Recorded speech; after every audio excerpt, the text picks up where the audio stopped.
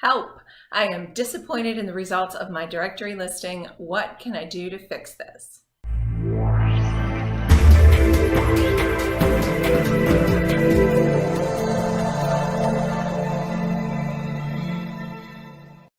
Hey there, I am Jennifer Sneeden, LMFT, founder of Thriving Therapy Practice, and this is the Ask Jennifer Show, where I give you my no-fluff answers to your most burning practice-building questions.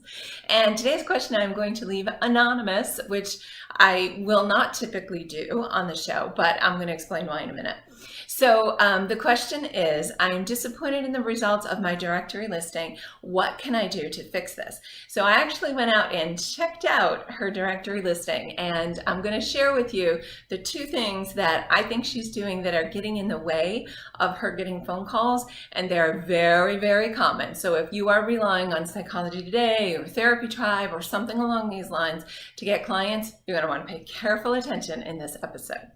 Let me first tell you specifically with Psychology Today, the general trend that happens, okay?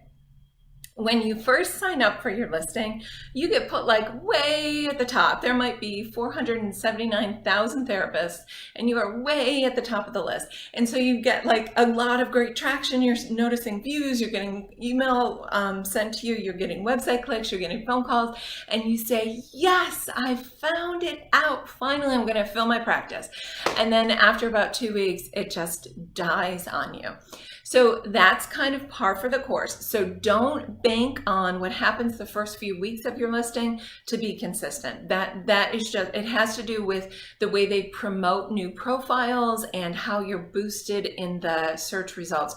So don't feel like the first few weeks should be your benchmark, okay? Give it like 2 months and then you're gonna kind of see what the track record is. So that's important for all of you that have fairly new directory listings. For everybody that is not getting the results that you want, I'm gonna share with you the two things that I found on this person's profile that I see a lot on people's profile. As a matter of fact, I have a training program on this simply because I see this happen so very often. The biggest mistake I saw for her is that almost every sentence started with the word I. And this is really a problem. When you are creating any marketing copy, particularly a directory listing, because directory listing is uber competitive. You know, if people are jumping from profile to profile to profile to profile, and they're not on your profile for long, and they're clicking the back arrow, and they're on to the next one and clicking the back arrow, you've got like milliseconds to captivate them, right? And what do they want to hear about? Do they want to hear about your advanced level 14 EMDR training, or do they want to hear about themselves? Well, they want to hear about themselves. So your profile needs to be written really tight. It's got to be about your client, about their experience, about what they want in a very emotional way. You've got to make yourself stand out from the crowd. And it can't be about you and your training and your compassion and your non-judgmental, because everybody says that. And you know what? People already assume that from a therapist, okay? That's not like a marketing advantage to be supportive and not non-judgmental.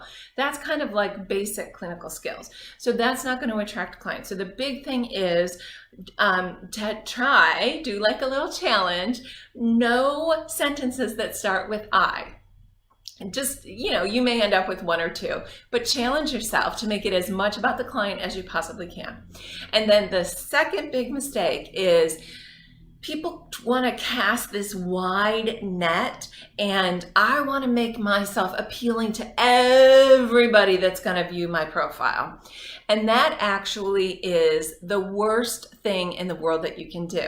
Now, this is really difficult for new private practitioners to figure out, or people new to marketing to figure out.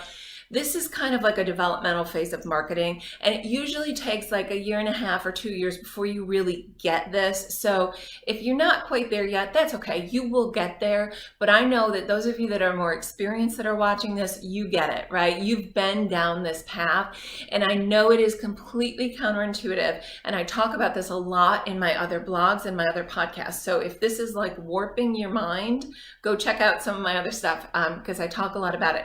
But the more narrow narrow you define your work, the more magnetically appealing you are to your potential clients. And this is the place that you really need to get with your profile, again, because you've got to jump out milliseconds to captivate that person, or they're going to go on and they're going to backclick and they're going to go to the next person. So the key with directory listings is to track your results over time. Don't let the first couple weeks show you what it's supposed to be like. Let the first couple months show you what it's supposed to be like. And then my 2 tips for the person who wrote the question, and for any of you that are relying on Psychology Today. Tip number 1, try to write it with no sentences that start with I. And tip number 2, the more specific you can be about who your client is, the more clients you are likely to attract. So thanks, guys. I'm Jennifer Sneeden, LMFT. This is the Ask Jennifer Show. And if you'd like me to consider one of your questions for a future episode, simply click the link below and send me a message, and I will be happy to consider your question. Thanks, guys.